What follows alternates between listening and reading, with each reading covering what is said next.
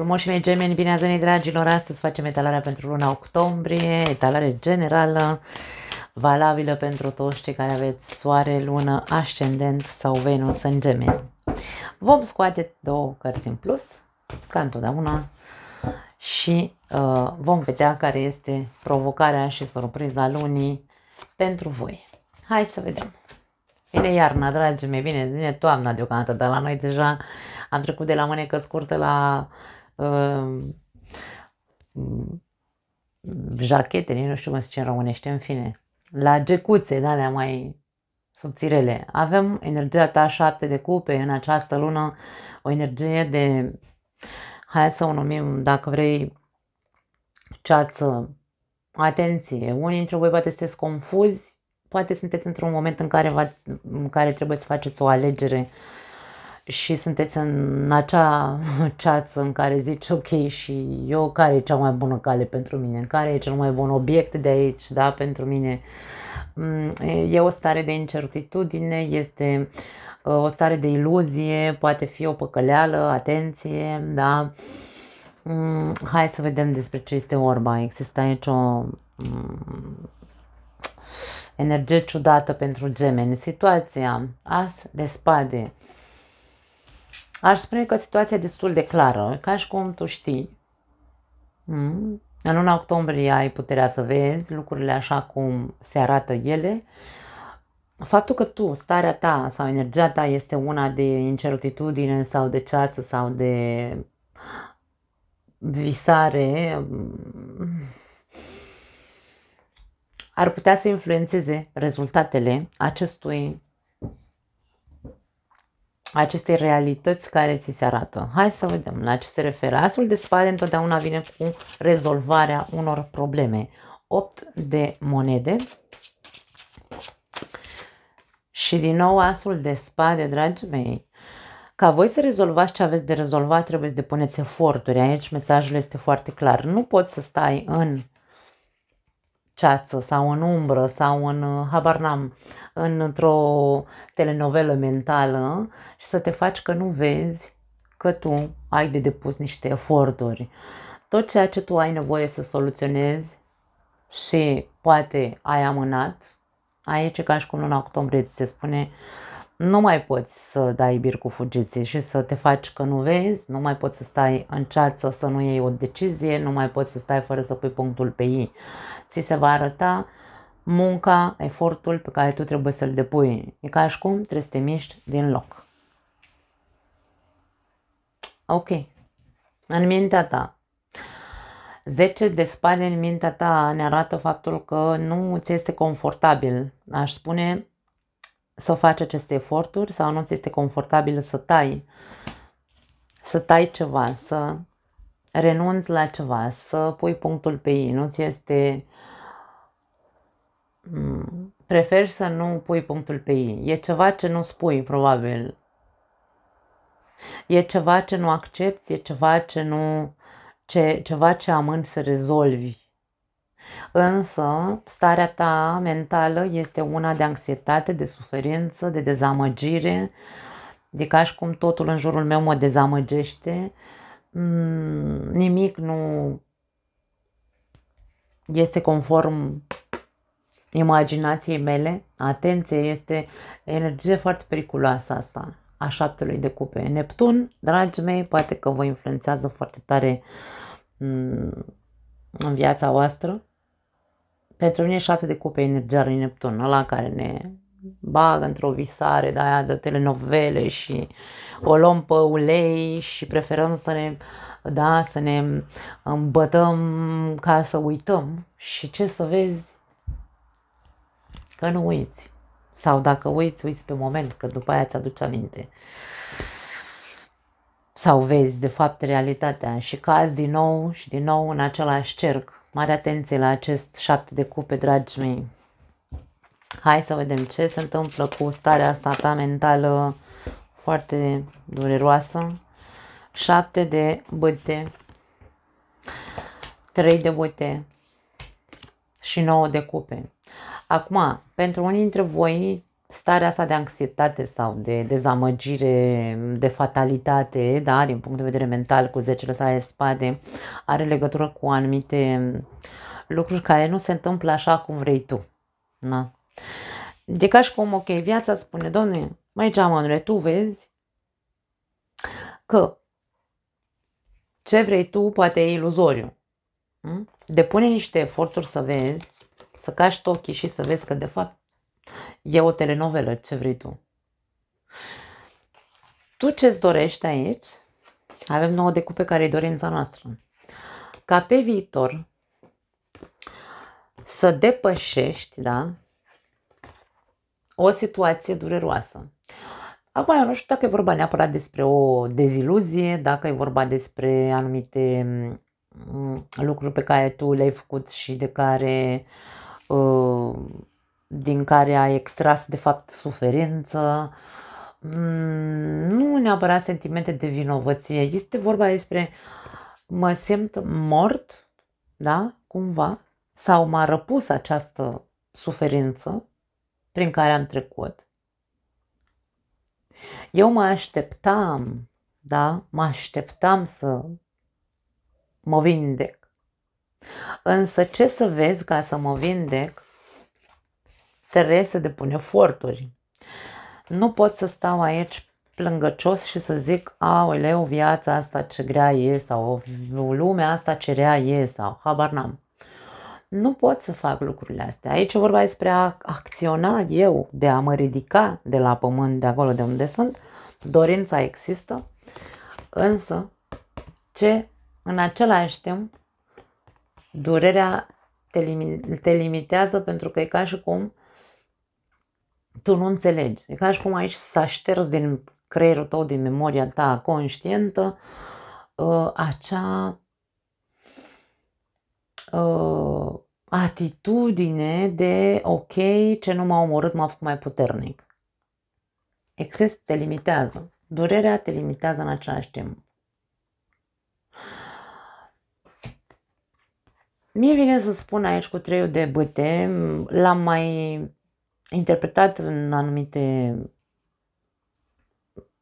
pentru că în anumite etalări l-am interpretat în felul ăsta, însă trebuie să ținem cont că fiecare carte are mai multe înțelesuri. Nu putem să vorbim doar despre 3 de bâte, înseamnă viitorul, înseamnă, nu știu, habar n-am, mutare, schimbare de locație. Nu. 3 de bâte conține mult mai multe mesaje. Unul dintre mesajele pe care eu simt că vrea să le transmit în momentul ăsta 3 de bâte pentru voi, pentru că aici sunteți limitat de acea suferință, este privește întregul tablou al acelei situații care te-a făcut să suferi. Doar așa vei găsi modul în care să depășești, modul în care să zici stop minții tale, care vrea anumite rezultate sau care se îmbată cu apă rece că s-a vindecat. 3 de bâte este imaginea panoramică, este a privi din exterior povestea cu care te confrunți. Da? Așadar, depune toate eforturile de care ești capabil într-un mod foarte conștient, ia-te de guler și ridică-te de la pământ și privește în primul rând panoramic problema de sus, din exterior, ca și cum n-ar fi povestea ta asta, ca și cum ar fi povestea unei alte persoane căreia tu, uite, poți să o ajuți să-și depășească acea tragedie prin care a trecut.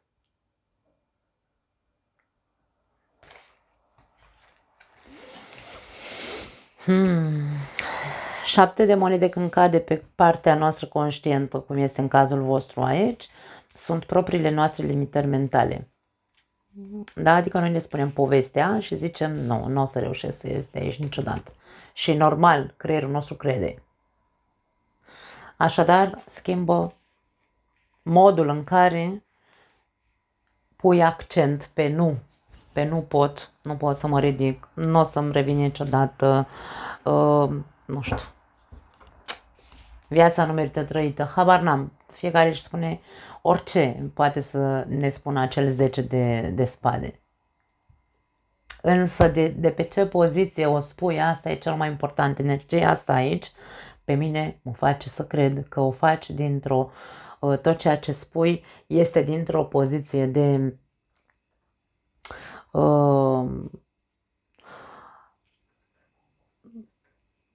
inconștiență, că de aia se spune că e ceață, da? E neasumare într-un fel sau altul. Aici e o energie telenovelică, insist. E ireal, e imaginație totul. În subconștient 9 de spade. Dacă în conștient ai 10 de spade, în subconștient ai 9 de spade. Foarte interesant. Hai să vedem cu ce vine. Ia uite. 10 de bâte și 2 de cupe. În subconștient continuă să existe amărăciune, anxietate, inclusiv, cum am zis, pe partea conștientă și în subconștient există anxietate. Poate fi, aici avem sentimentul de vinovăție, poate fi pentru unii dintre voi, poate fi alegerea inconștientă, că de-aia vorbim de partea inconștientă sau subconștientă, alegerea inconștientă de a mă concentra pe cât de greu îmi este, pe cât sunt de victimă. Eu am ales să fiu o victimă aici. Pentru unii dintre voi poate avea legătură cu partenerul de viață sau cu o situație în legătură cu partenerul de viață. E ca și cum aici nu mai pot să duc această situație. Gândurile mele întotdeauna se duc numai la cei mai rău în relația mea. Poate unii dintre voi vă judecați partenerul foarte aspru. Dragii mei, faceți eforturi să vedeți realitatea așa cum este. Ieșiți din povestea voastră, ieșiți din telenovela pe care v-ați spus-o și priviți panoramic. Da? Insist. Ce se întâmplă atât pe parte conștientă cât și pe parte inconștientă, mie vine să spun că vă dăunează grav sănătății, în primul rând, emoționale, sau în cazul în care, de exemplu, nu știu, poate sunteți singuri și pentru cei care sunteți într-o relație vă dăunează grav relației, da? Treziți-vă din vis aici, din... Wow! Ne apropiem de sfârșitul anului 2025, vreau să încercați să conștientizați că tot ceea ce se întâmplă în universul ăsta cu planetele, în anul 2025, am zis de la începutul anului, suntem într-un an de tranziție până în luna aprilie-mai 2026, nu vom simți alt gen de energie decât așa, da? De eforturi pe care trebuie să le depunem, de adevăruri care ni se pun în față sau, mă rog, realități pe care trebuie să le vedem, ne place, nu ne place, trebuie să acceptăm o anume realitate sau un anumit adevăr, ca pe viitor să ne fie mai ușor să ne adaptăm noi ere care vine în viața tuturor. Nu e doar despre voi aici. Da? În trecut, 8 de bâte. 8-ul de bâte vine cu mesaje, vine cu comunicare, vine cu... 3 de spade. Ce ai făcut? Ai stat în ultima perioadă vorbind într-una doar despre cât de dezamăgit ești tu, cât de îndurerat ești, cât de mult ai îmbătrânit în ultima perioadă, de toate tragediile din viața ta.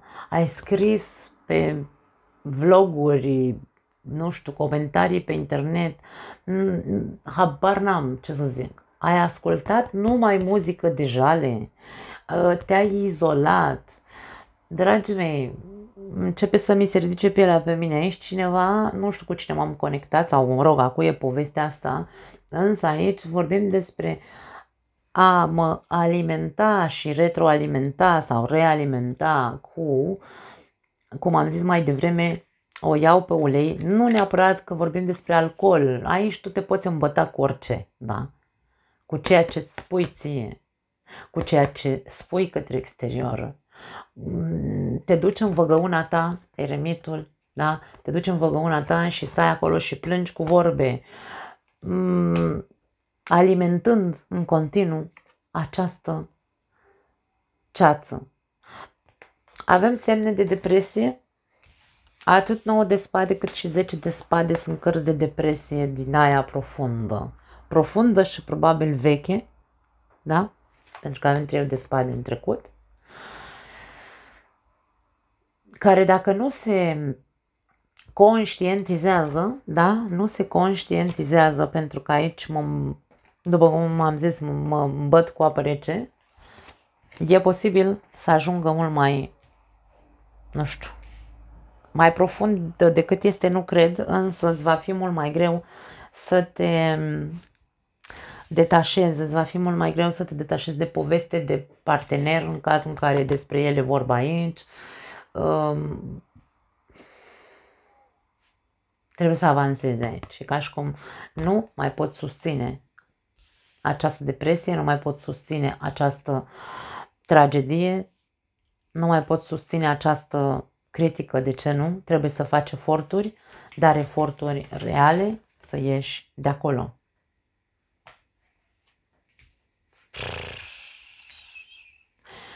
În următoarele 3 luni de zile, 4 de monede, ok, 4 de monede înseamnă stabilitate în principiu, siguranță, mă agăț de ceea ce am, de zona mea cunoscută, este zona de confort, este sentimentul de apartenență. Dacă tu consideri că durerea îți aparține, e posibil să te agăți în continuare de ea în următoarele 3 luni de zile. Eu aș spune că nu este cazul. Hai să vedem cu ce vine acest 4 de monede. Cu regele de cupe și cu 8-ul de bâte. Dragii mei, această combinație înseamnă du-te la terapie. Regele de cupe este imaginea unei persoane care face terapie, poate să fie un coach, poate să fie habar n-am, dar mă rog, când vorbim de terapie, vorbim de terapie serioasă. Da? Terapie din punct de vedere emoțional, ca eu să mă pot repune pe picioare, pentru că sunt mai mult mort decât viu în această existență, în prezent. Aici e vorba despre du-te și vorbește cu un terapeut într-o zonă de siguranță sau într-o zonă sigură. La terapie, în general, ne simțim siguri sau cel puțin trebuie să se creeze un context de siguranță în care tu să te poți deschide și să vorbești cu adevărat despre ceea ce este în sufletul tău, despre ceea ce este în mintea ta și despre toată această criză. Și nelimpezire, aici există o chestie de nu văd nimic limpede, nu.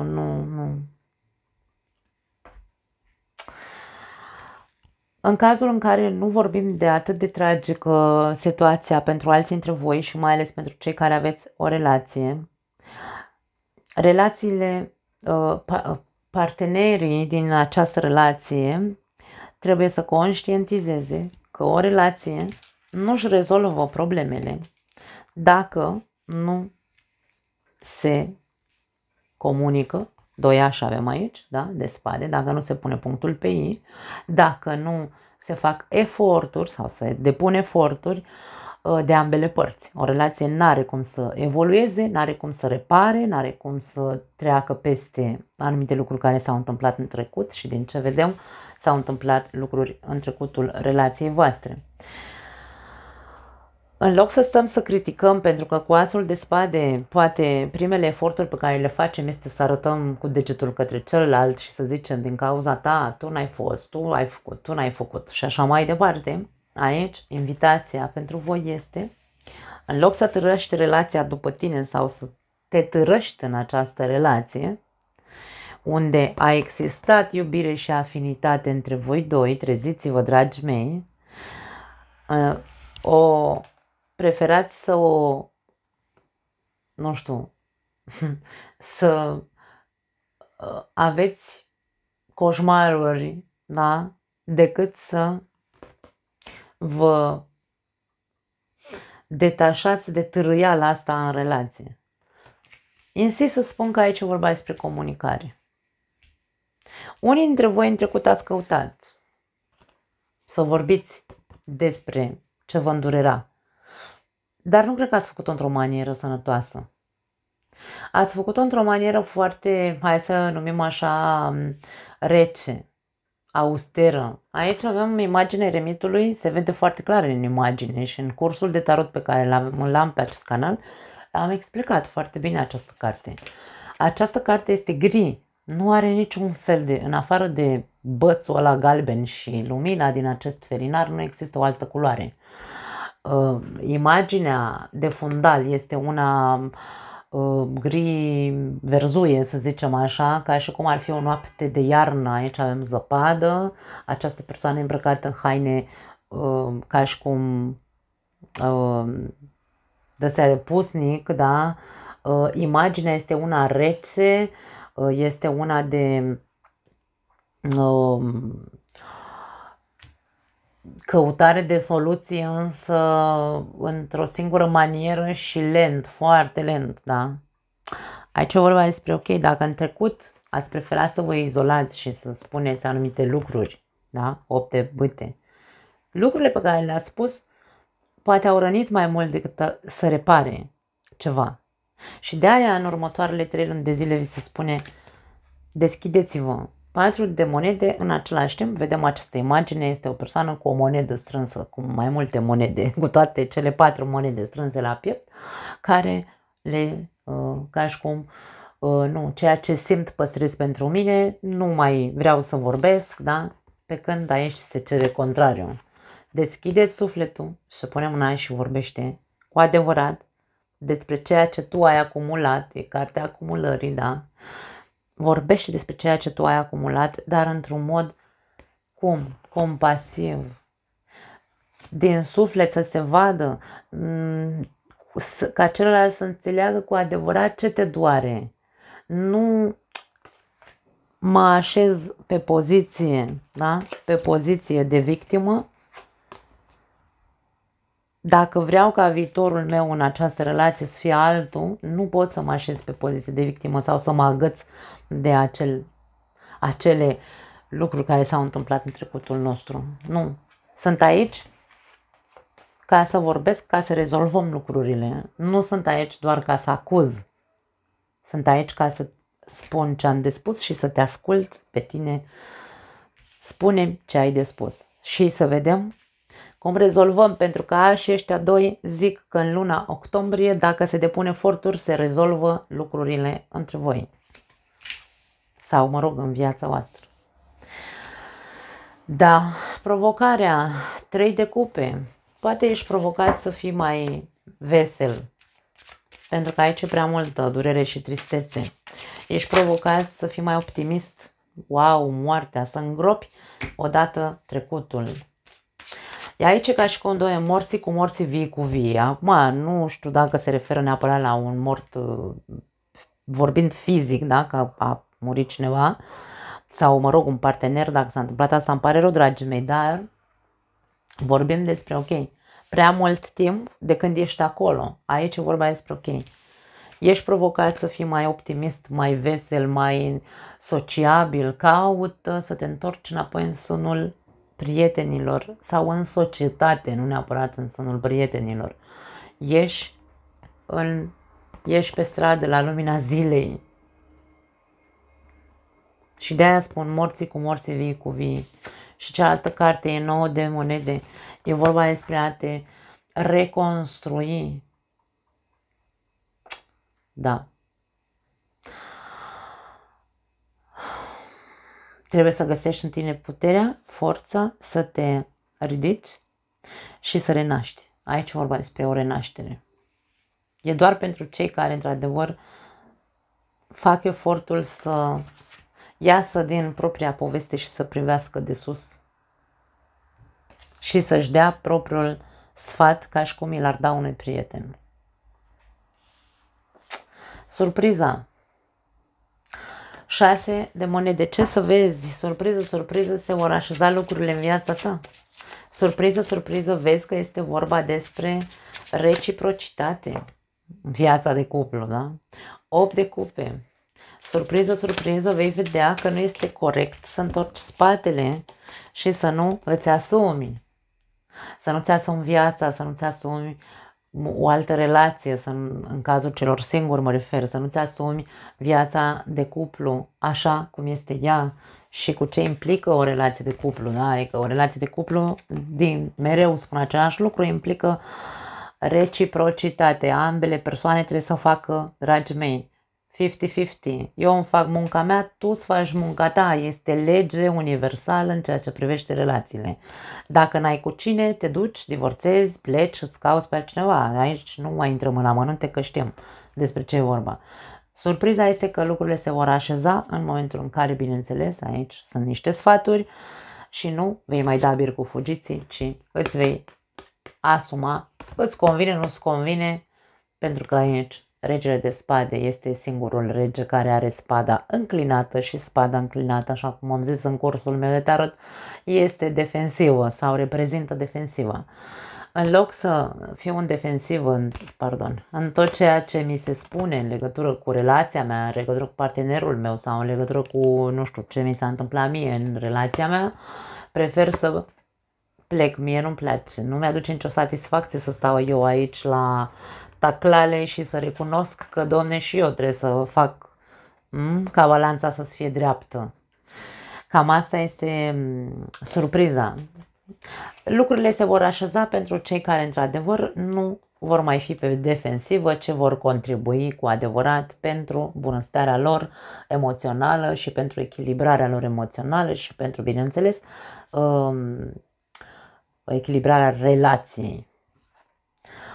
Concluzia, rege de bâte, ia uite-l pe ăsta. Ăsta e falnic, așa, e mândru, e nu neapărat orgolios, da, este orgolios, însă cel puțin este persoana care știe cine este. Avem niște cărți care vor să se întoarcă, hai să le luăm. Avem cavaler de spade și avem 3 de monede. Concluzia este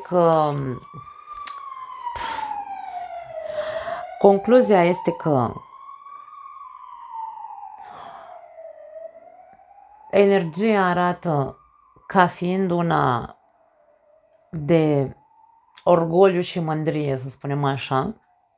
Probabil că vei ajunge să fii foarte mândru de tine în momentul în care lupți pentru a te reintegra. Pentru cei care aici vorbim despre un deces, îmi pare rău, din nou, insist, care vor renaște dacă depun eforturile, bineînțeles. Iar pentru cei care aveți o relație, putem să vorbim aici despre lupta pentru a reîntregi această echipă. Cândva ați fost o echipă. Ce a distrus această echipă? Întrebați-vă, evaluați-vă ultima perioadă, evaluați-vă ceața asta, de ce aveți atât de multe dubii în ceea ce privește relația voastră, partenerul vostru. Eu aici nu văd, dragii mei, poate că a avut loc o trădare, dar pentru că avem cărți de trădare, 10 de spade, 3 de spade sunt cărți de trădare, da? Trădarea nu înseamnă neapărat triunghi amoros, ca să ne înțelegem, sau, mă rog, o aventură, nu. O trădare poate însemna m-a durut faptul că n-ai fost lângă mine atunci când mi-a fost mai greu. Nu contează prin ce eveniment ai trecut tu, atâta timp cât celălalt nu a fost acolo cu intenția de a te ridica, tu ai simțit o trădare, da? Așadar, e vorba de a lupta, dragii mei, să vă repuneți pe picioare și să ieșiți de aici, din această stare de dezamăgire constantă sau ceață sau ce-o fi ea. Nu mai am altceva pentru voi. Vă pupăcesc. Ne vedem data viitoare. Ceau!